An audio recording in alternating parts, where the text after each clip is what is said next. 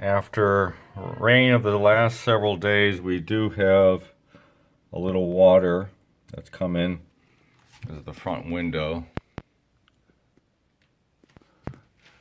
And as that looks a little bit wet, more wet than before.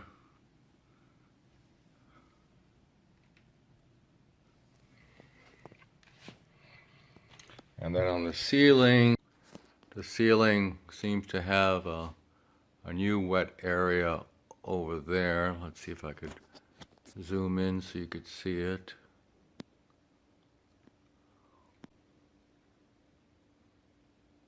There. That looks rather wet. We'll see if it dries in a few days.